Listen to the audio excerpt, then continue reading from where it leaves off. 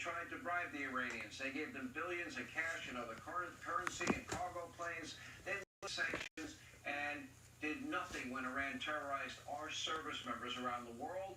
It was one of the worst deals ever in history. But in just a month and a half, President Trump and the U.S. military were able to defall Iran, end its nuclear program, keep Americans safe for generations to come. This is the example, the embodiment of peace through strength. This is what happens when America and its president are willing to be bold and take a chance and be courageous and exert the proper amount of force to achieve our goals without getting sidetracked on nation building.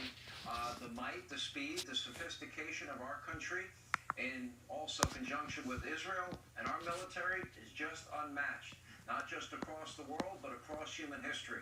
And tonight, and for many nights to come, Americans will be safe from a nuclear-armed Iran. That means your children and hopefully your grandchildren. And if Iran is still secretly playing games, our military is going nowhere.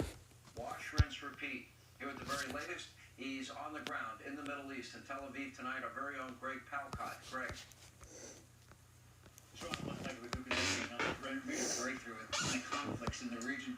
Iran's foreign minister announced and President Trump confirmed that the critical Strait of Hormuz, restricted from most shipping by Iran, has now been reopened. The White House says it will work with Iran to clear any mines. President Trump posting, yes, Iran has agreed to never close the Strait of Hormuz again. It will no longer be used as a weapon against the world. There are two hitches, though. The U.S. naval blockade of ships entering or leaving Iranian ports through the strait remains in place. 19 vessels were turned away, and Iran's Revolutionary Guard now says if a blockade stays, Iranian control of the strait stays too. We will see. This is a 10-day ceasefire between Israel, Lebanon, and Iran-backed Hezbollah is now into its second day, and it seems to be holding. No major offensive activity has been reported. Residents who had been evacuated from the area rushing back home, which leads that U.S.-Iran deal. President Trump repeating claims, among other things, that Iran will give up its suspect nuclear material. He's also saying again more face-to-face talks and an overall deal with a framework of one could happen. And it's Texel Park, okay. Iran is downplaying any major term events, but the Iran ceasefire is set to run out next Tuesday. The clock is ticking. Back to you. All right, Greg Palcott in Tel Aviv tonight. Thank you for that report. Now, according to both Iran and the U.S., commercial shipping lanes are now open in the Strait of Hormuz. Good news for consumers. Oil prices today have been plummeting, and we've had a great week. The NASDAQ, the S&P, and the Dow. With the very latest from the White House, Edward Lawrence is with us. Edward. Yeah, Sean, in the moment that the Iranian foreign minister posted on X that the Strait of Hormuz was going to be open for business, oil prices, for price of a barrel of oil dropped about 11%, and it had at one point a 7 in front of that number. It settled in the mid-80s. Now, the markets are really looking to see if the physical as well as the economic blockade worked. Now, an administration official told me that it might not be a coincidence that this blockade happened and the breakthrough happened with the physical blockade, but also a story that Fox Business broke, the Operation Economic Fury, which truly would cut off the oil revenues, preventing countries from buying Iranian oil, also sanctioning people that were involved in the Iranian dark fleet oil tankers. Now, banks in Oman, UAE, Hong Kong, and China were put on notice to freeze more Iranian assets or face being thrown. Hello everybody, welcome to a new stream, and today we are going to be playing, we're going to be doing the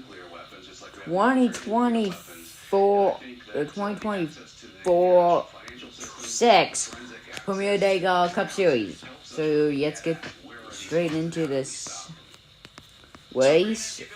So yeah, I'm still trying to get these paint schemes up and loaded.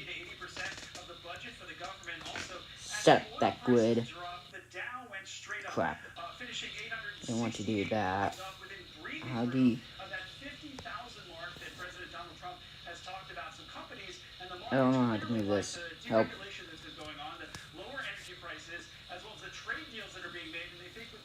Disruption of oil supply out of the way, then the gas economic accelerator can be pushed back down to the floor. Sean?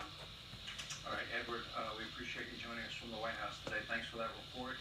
Are we about to actually see peace in the Middle East? What will be the next step? Here with reaction, host of the hit show, Life, Liberty, and Levin. Of course, we call him the Great One, Mark Levin. You know, Mark, the president had to, on his own, there were a lot of rumors running around, headlines I'm seeing, $20 billion that the president was going to pay to the Iranian. Never made sense to me. The president has been very clear what his military objectives are. It's not about nation building. This is not going to be a forever war.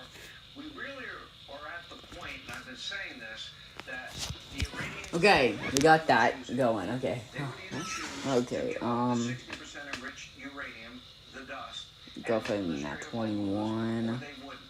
The president has the ability, probably within 5 minutes, to wipe out Carmel and their entire economy. The president has said repeatedly he preferred peace, and he's been attempting to accomplish that the whole time. If this, in fact, now is the reality, this would be an amazing accomplishment for the president and the world. Well, this is how I see it. Only Donald Trump could do this. Only Donald Trump could bring us to this point. He's the only one who did. The Iranians are on their back. And they're going to cut a deal with Donald Trump. And he's going to cut a very tough deal with them. My concern is when Donald Trump leaves. You hear these Democrats, there's not one of them other than federal. If they become president, he's going to uphold the deal. I'm very worried about that. He's not going to send the military in, or isolation, or anti-American. And you're basing all that on the deal. What about it's another republic? There's an isolation. Oh, crap!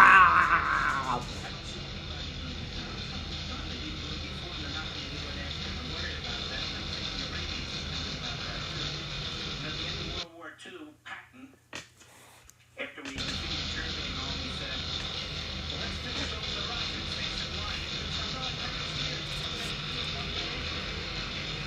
Our military is there. And I'm a commentator, and that's why I'm going to be president like Donald Trump. I say we're there. Let's finish them off. Now, you can call me whatever they wish, but that's the most permanent way to ensure in the future, when there are other presidents and other secretaries of state, that this regime can't do it. The regime will cease to exist, will be liberated, and this will bring out the many wonderful ways that we can do it. So that's my view, but I think Donald Trump has done something that is absolutely spectacular and no other president can do. He's brought us to this point, and I think they will do an excellent deal or no deal. My preference is finish them off, but I want to talk about Lebanon very quickly. So Lebanon is a center in Iran. That is Hezbollah. Hezbollah in 1982 was basically sent to Lebanon. I have to do this tomorrow, guys. I can't do this! God! Gosh, dang it! Lebanon was a majority. Goodbye. I'll see you in the next dump stream.